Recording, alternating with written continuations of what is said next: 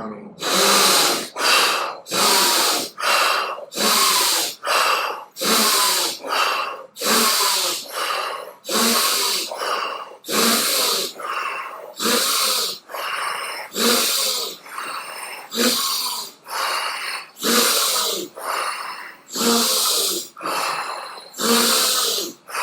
good.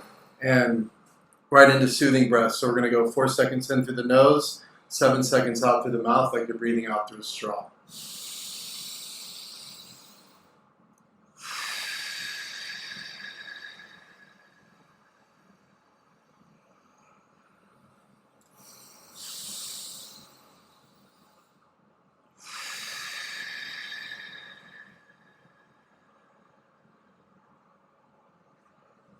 So, all right, guys, we just want to welcome you guys to the Leaving the Wire podcast. And today we have a special guest, our good friend, Ilima Lei Mcfarlane. She's won her belt, first Bellator flyweight belt in 2017, defended it 4 times. She has the second best win streak in Bellator. So we'd love to welcome you. Thanks for coming on the show. And please introduce yourself and give us a little bit of background about who you are. Thanks for having me. They asked me a couple days ago, and I didn't really know what kind of podcast it was, but I agreed, and now I'm here, and I'm like, oh, I'm the guest. I thought, like, for some reason I was going to help mediate a conversation. I don't know, but anyway, I'm Ilima. I'm a professional MMA fighter, and I've been training with Prime and Don and the guys from Deep End Fitness for 3 years now, since 2018. So I actually found them via Instagram. My high school classmate, Manti Te'o, was in the NFL program training with them in the off season, and I thought it was really cool. And I ended up, checking out one of their training sessions in preparation for my second title defense, Bellator Hawaii. And I was instantly hooked. Since then, I've been coming back for each fight camp, and I think it was one of the best decisions as a professional athlete and as a human to start working with these guys. So happy to be here. oh, yeah. Nice. Sweet. So we always ask this question on one of the shows. So the show is about, we call it Leaving the Wire, right? The preparation, the mindset that we took in the military, preparing to leave the wire or getting ready for battle. So you've done a lot of battling in your days. How do you prepare? How do you prep your mindset, your body, your emotion, and your spirit to get ready for battle?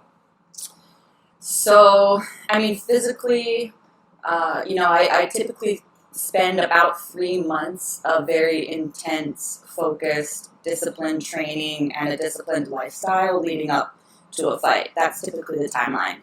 And what that means is, I'm training 3 to 5 hours a day. I have 2-a-days. I have recovery work in there as well, which is, massage therapy, acupuncture, saunas, spas, just lots of recovery. I'm on a very strict diet as well. In fighting, we have to make a certain weight.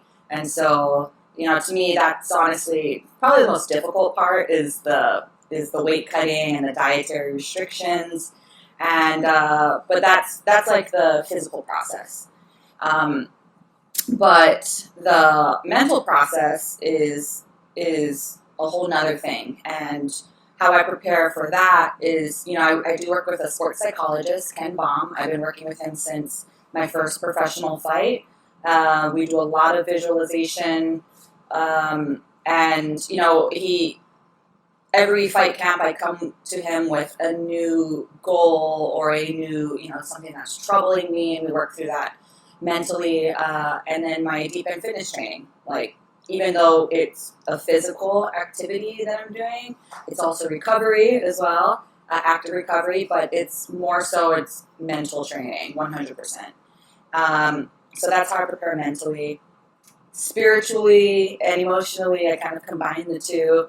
I do a lot of spiritual work, I guess you call it. Like, I participate in sweat lodges every week, which is a Lakota tradition.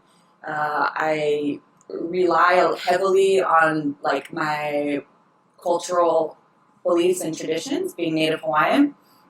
And again, that's all just like preparation in the months and weeks leading up to the fight. And fight day itself is like, or fight week itself is a whole nother animal. But fight week, fight day, that's when I really, truly rely a lot on my spiritual and mental preparation. You know, the physical part is done. You did the training, you know, you did the weight cutting and everything, so the physical side is good. You're good to go. But it's the mental and spiritual preparation for me that is most important, especially walking out to that cage. If any of you are familiar with my walkouts, it's always, it's pretty insane. I remember, you know, my first kind of, I guess you'd call it like dedication or representation of First Nations people, which is something I'm very passionate about, was when I fought for the belt. I had they call it chicken dancing. I had a chicken dancer actually escort me out. He walked me out and blessed my path to the cage. We were fighting at Penn State, and that was my kind of first, I guess, again, dedication to First Nations. After that, I had a jingles dancer. She danced me out at Pechanga.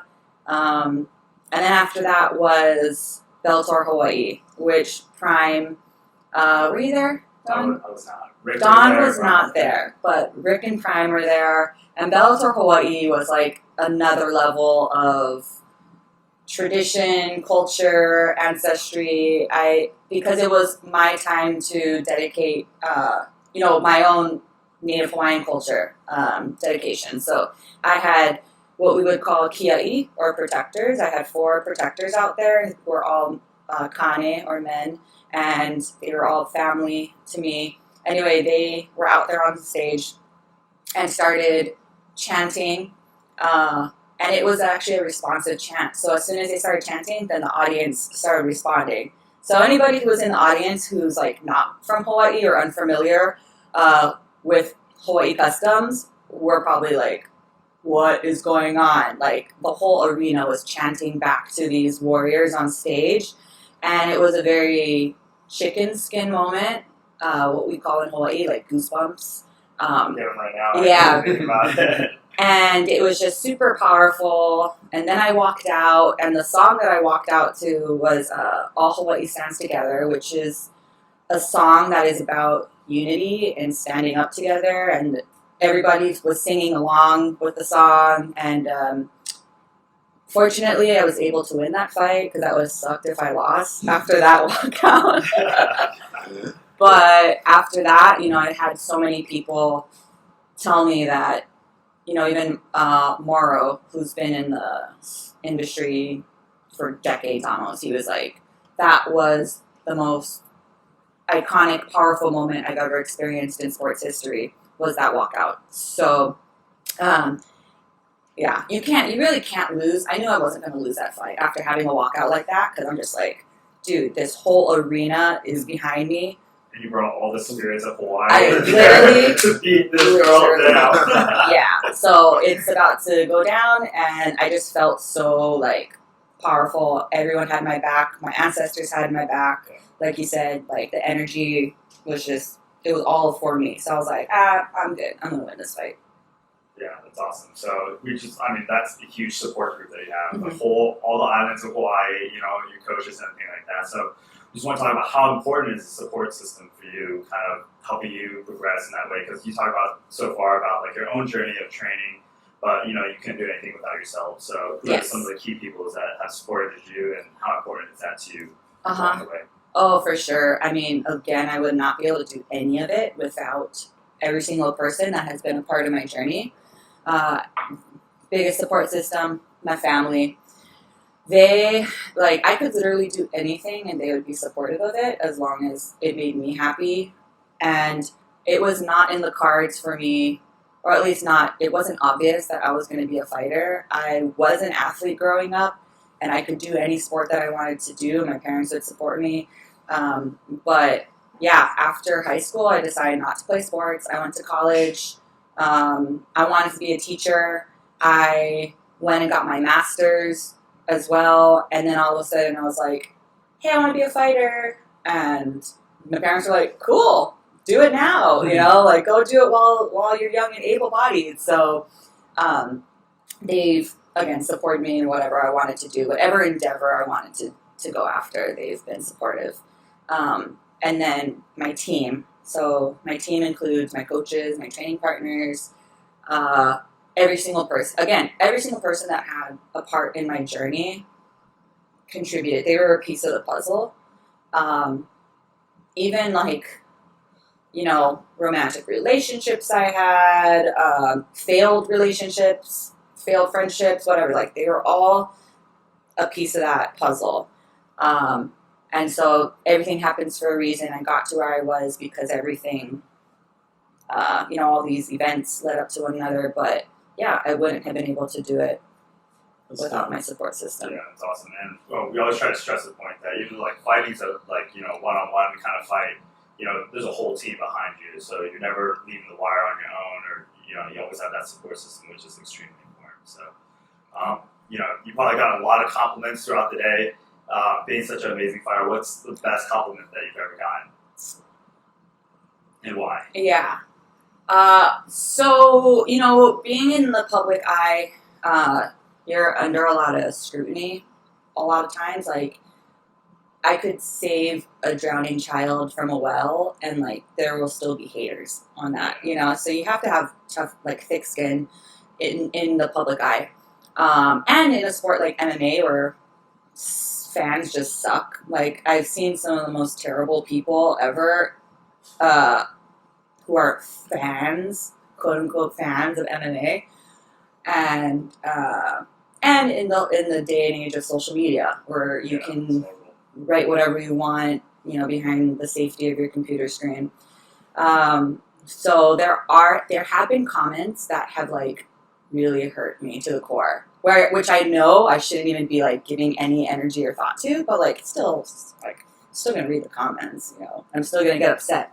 But what makes it okay for me are the positive comments. I just have to think of, like, the ratio. I'm getting, like, for every one troll or, like, negative comment that I get like 50 positive comments. People that are just like, you know, everything you're doing right now is worth it.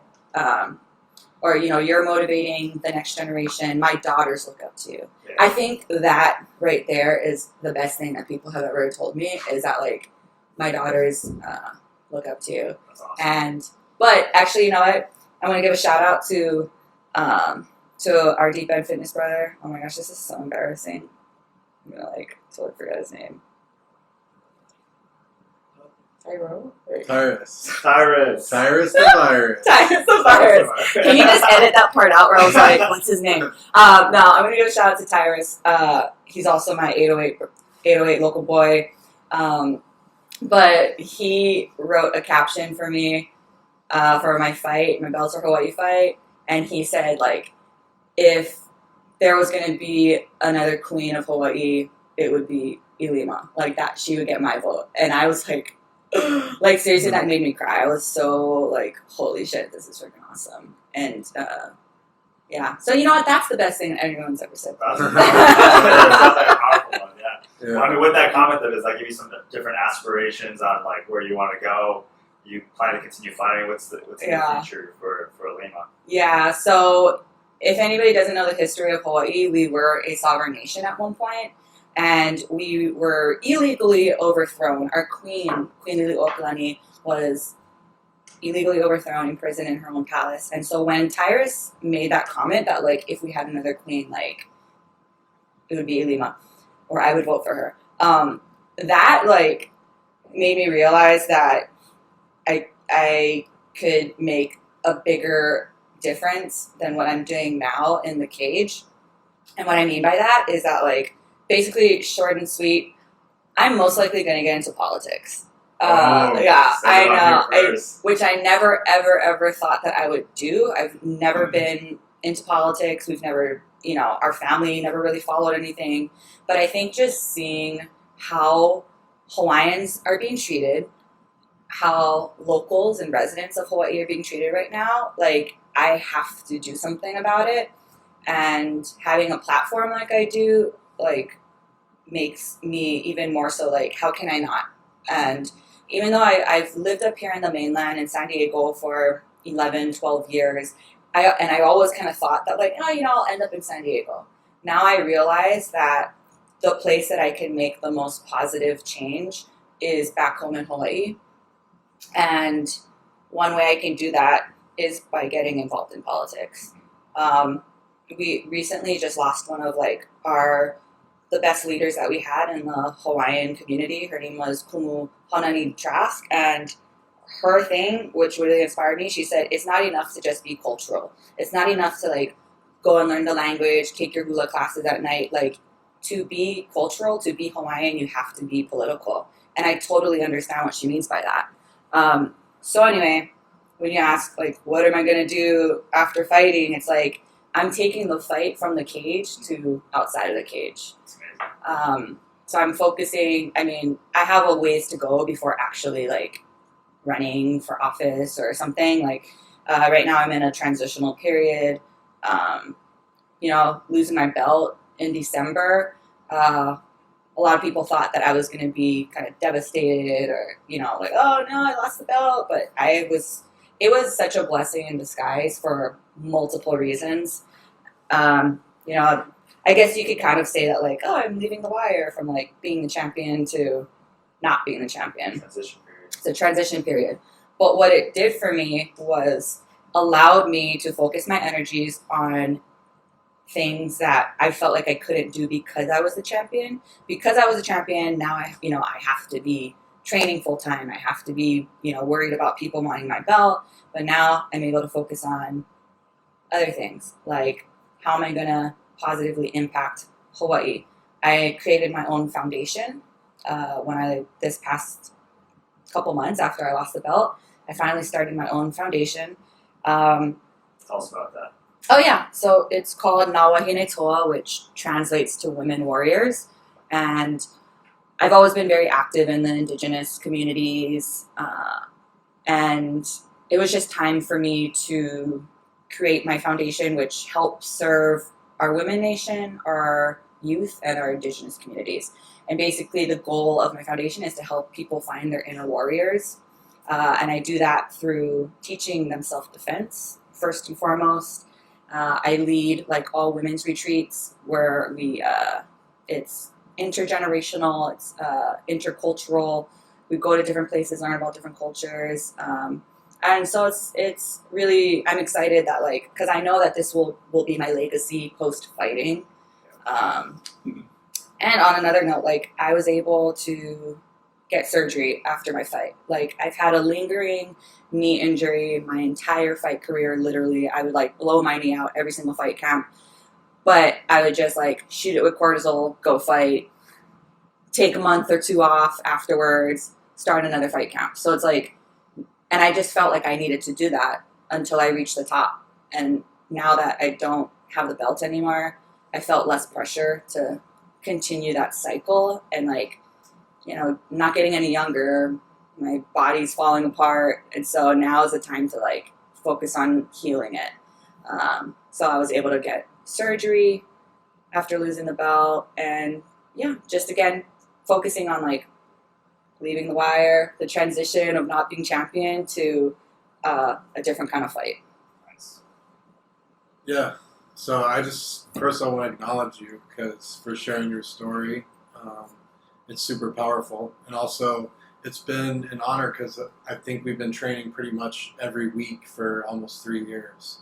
So I've gotten to learn a lot from you and just doing all of the water work, the deep and fitness work, going with you to Hawaii, super powerful experience. And Tyrus was there with us for the last one.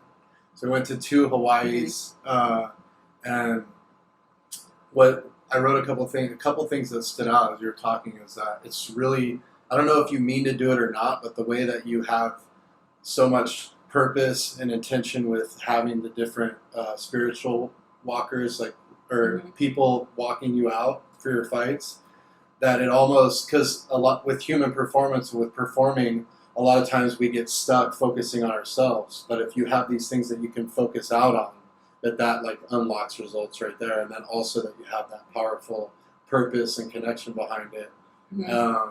Like I didn't see the first ones that you did, but the ones in Hawaii were like, I mean, I don't think you can forget that, right? So super powerful. And then, you know, it was also what you said about, you know, you have haters, or you have these couple like bad apples or these blades of grass that are sticking up, but then you have this whole other like grass that you mowed that's like doing amazing, right? Yeah. So like put your focus on this, not this little weeds that are growing up, and pull the weeds and get them out. Yeah. Yeah. Yeah. It's when you're talking about like being able to focus outwards and you know, not like too internally, I guess. Like I did have to find motivation for each fight that had nothing to do with me, if that makes sense. Like I was fighting for a bigger cause rather than just like, oh, I want to win this fight so that I can get another win on my record or whatever. Like I was always fighting for something more than that. And it's very interesting because it's like I said, there was no way I was going to lose Bellator Hawaii after feeling that energy and that mana and that love. Like there was so much love in there. And this last fight, which was my first loss during COVID, no audience, like it was completely different. Like, and fear-based. It was just very weird. And I think as an athlete, like as a professional athlete, that's no excuse. You should be able to perform under any condition. You should be able to perform at like, you know, the highest level under any condition and circumstance. But I think that my highest performances come when I'm surrounded by that kind of energy and that kind of love. So, yeah, I mean, love conquers all, like you said, like mowing the lawn, keeping all the blades of grass, like just blades of love everywhere. Like, don't worry about those weeds, like whatever's like, they're just projecting how they, what they're feeling inside. Right. Has nothing to do with me. Exactly. All right, guys, we're back into the episode with Ilima on Leaving the Wire podcast. So you were just asking Ilima during our break about some questions, so we'll just let you answer those and let her tell it publicly. Yeah, so, you know, like for us, we have a very large goal of getting Underwater Torpedo Week to the Olympics. And we're say by 2024, so that's us like putting a stake in the ground, but then we have to fill in all the gaps to make it happen. So what's that for you? You know, what is your version of the Olympics with you transitioning into politics, right? What does that look like? So it's funny because the person who first planted the seed is actually our buddy Dave, who I met through you guys, Deep in Fitness. And he's super successful, CEO, you know, just like veteran, just very... really, really great person and somebody who's very experienced. And, you know, at first I was like, that's crazy. Like, I would never get into politics. But he was like, you know, you have a voice, right? Like, you have a voice that people listen to. You have a platform. Like, you should really look into politics. So he was the first one that planted the seed, which I'm super grateful for. Not only the training that Deep in Fitness and you guys have provided, but the connections that we've all made. And so I was explaining that, you know, I don't know what particular position I would want to run for because I still need to do research on like, you know, which position is in charge of what. But I do know that we need more representation of Native Hawaiians in the part of the government that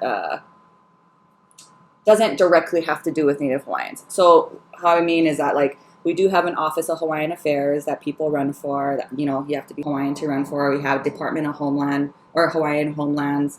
You know, that's governor appointed. But what I'm saying is that we have the Hawaiians there, but we need Hawaiians on the other side. We need Hawaiians on the legislative side. Senate, the House of Representatives. Exactly. Yeah. And so that would be my goal. To start there, but again, I still need to do my research. So like you said, like I'm planting the stake in the ground, like running for office. I'm not sure which office that is yet, but that's how I'm going to move the line closer and closer to that stake, is to start doing my research, start seeing where I can make the most positive impact. So yeah, that's how I'm going to go forward from here. So you've had a lot of like successes where you've gone from before, you know, and now you have big dreams and amazing things that I'm sure that you're going to be doing very soon. So like, who are some of the people that inspire you to be that way? So who are some of your role models and your idols and who you look up to? Yeah. So 100,000% my idols are my parents, my mom and dad. And, you know, I always say that like, I've never heard anything negative about my parents, ever. Anybody who's ever met them, like, just loves them. That's Auntie Martha, Uncle Walter. And my parents are the type of people, they will never turn somebody away. They'll always welcome you home. In fact, like, our home where I grew up in Oahu, in Uanu, we call it, my grandma calls it Home Alaka'i Pohale Ma'uma'u, which is the lighthouse. Because, like, you know, when you're a weary traveler, you're coming in from the ocean, like, you see the lighthouse, that's where you're going to go. And so that's what my home stood for. And the reason that it stood for that is because of my parents, who, again, they would take in anybody. And so that's who I've always wanted to be like. They're just incredible. Definitely my idols, my role models. And again, not because of, like, whatever financial success they've been able to acquire over their lifetime, but like because of the type of people they are. Like, I don't give a shit how much money you have. I don't care what you do. If you're a good person, then like that's all that matters to me. So those are the people that I want to be like. Nice. So I mean, I'm sure you inspire a lot of girls moving up, and a lot of people in general. But what's some of the best advice you can give your 13-year-old to 18-year-old self on how to, you know, be successful and how to kind of be where you are? So I always say, especially for our young ladies out there, because that is like the demographic that I want to focus on. And I always tell them that, like, don't post anything that you wouldn't want your dad to see. I think that's a really, really good rule of thumb. Like, you know, it's so, I feel like it's so difficult to grow up right now, and to be like an adolescent and a teenager right now in today's day and age where we have social media, and we've come to find out that that can make you or that can break you. I mean, with any tool of power, you know, it just how you use that tool determines what happens. And I think social media can be a gift, but it can also be a curse. And so I have kind of, like, I guess, prided myself in being able to reach the heights that I have, but being genuine to myself and not having to, like, this is such a sensitive topic, but, like, not having to, like, sell my body in, I guess, like, a sexual nature. Sell herbal tea, that too. like I've been able, again, like, I always say, girls, just don't post anything you don't want your dad to see, assuming you have a relationship with your dad, you know, or, you know, and I've had a very good relationship with my dad, and, like, sure, I'll have those, like, you know, sexy photo shoots here and there, but, like, I send it to the family thread. Hey, what do you guys think of this? You know, so that, like, if my dad approves, then, like, okay, I'm going to post it. And, you know, as I've gotten older, of course, they know how my personality is. Like, I'll drop the F-bomb around my parents, and it's fine. They know who I am. But yeah, I don't want girls to feel, I'm all for you, like, hey, you want to do this, girl? You want to get an OnlyFans? All right, do it. But I don't want them to feel like that's their only option. Yeah, I want them, exactly. I don't want them to feel pressured to do it. I want them to know that they have other options. But again, not hating on anybody who does that and makes money however they want to do. I just want my girls to know they can do anything they want. So I guess I would say that. Don't post anything you don't want your dad to see. And I think that would like save a lot of trouble and headache and regrets, you know, as you get older. Because fuck, I was a dumbass, like high school girl, college student. Like I've posted shit. When my memories pop up on Facebook and I see what I post, I was like, oh my gosh, how could I do that? I like delete. So I get it. I totally get it. So that's what I would say. Can I give any deeper advice? Like that's great philosophical advice. I'm not sure. And you know what? Always know that things happen for a reason. And I'm not sure if there was another question that you were going to ask about something about. Oh, sorry, I'm jumping ahead. But like, when do I feel like I'm my best self? Sorry, I'm trying to tie it all together. But basically, I feel, this sounds really bad, but like I always felt that I was my best self after a breakup. After a really bad breakup where I'm just heartbroken and devastated, but I flipped it around and I was like, you know what? I'm going to show my dumbass ex-boyfriend that he made a mistake. And I seriously was on it. And like, Crime knows about it. Don, you know about it. You guys know about like my old relationships and how like my life was changed like depending on that relationship. But my point of sharing that is that like another great piece of advice that I credit Prime with, he gave me a book called The Obstacle is the Way, which is like one of my favorite books to this day. And he taught me how to take an obstacle, take a seemingly negative situation and flip it around to be beneficial. And that's what I did with my relationships. Like, I could have either used it to like, oh, poor me, okay, like pity party, whatever. Let me go in a downward spiral because this relationship didn't work out. Or I could look at it as the obstacle is the way, flip that shit around. I literally went and won the belt after I fucking got dumped my first time. I went and won the belt. After I got dumped the second time, I freaking went and bought my first new car. And then I went and bought a house. Like, I just flipped the script. And so that's, yeah, I reframed it.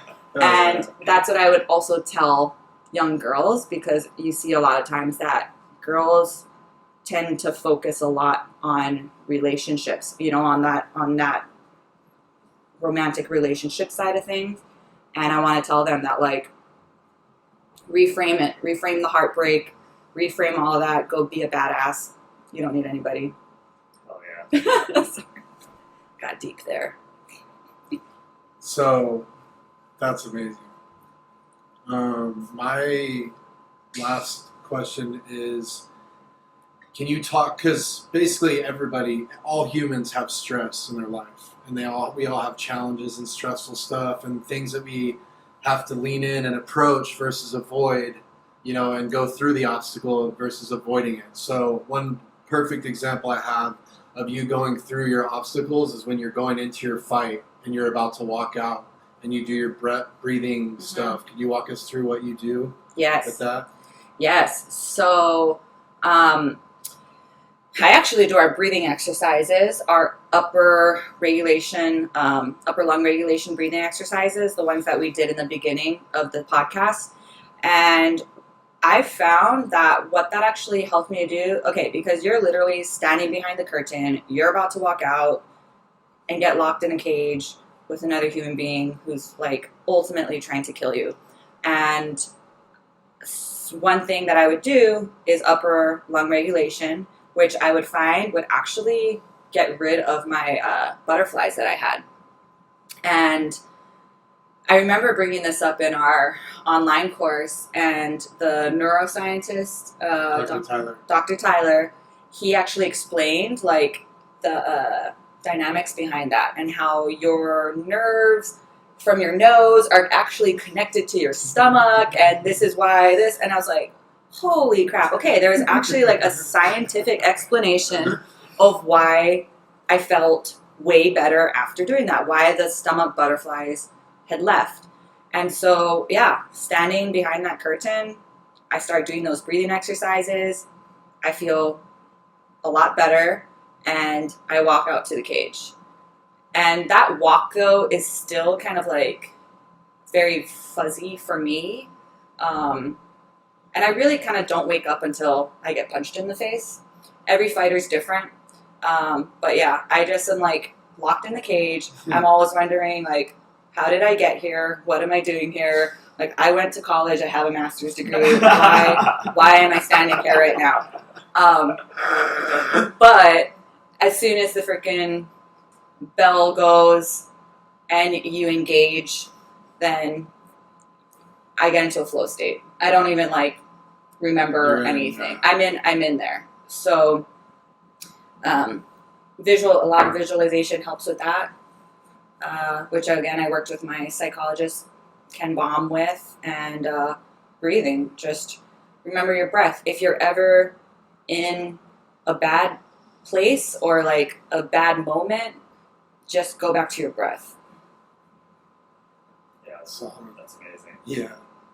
So shout out to Kim Baum, shout out to Dave Alberga for giving her the advice. Shout Dr. Tyler, Tyrus, the virus, instructor, and all of Ilima's network, for bringing her here and her community and the backing that she has. So we're wrapping it up. So please tell how people can find you, your organization, on the web, on the internet, on the social media, where you're making your dad proud. Cool. Thanks. That's my biggest goal in life.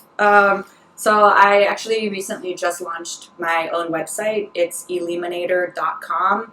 And on there, you'll be able to find, spelling is Ilimanator. And on there, you'll be able to find, information about my next fight, what I've been doing outside the cage, and links to my foundation work. Like, even I just recently released a new rash guard, my first rash guard actually, and so you'll be able to find where to get Ilima merchandise basically. And my Instagram is at Ilimanator. My foundation Instagram, you'll be better just going to my normal Instagram and clicking. We'll drop everything in. Yeah, okay, because the spelling, of course, I like use crazy Hawaiian spelling that like nobody will get, but it's at Nawahine Toa. So yeah, just look on the screen or wherever, drop the link. Yeah, look down low. That's my foundation. I also have a page for my dogs. If you're interested, you can drop them down. I love my dogs. And what else? Yeah, Ilimanator.com. That'll be the easiest place to reach me and to follow my foundation and all the work that we do. Cool. Thank you so much for coming on the show. This is Leaving the Wire with Tran, and today's special guest with Ilimanator. All right, we're out. Thank you.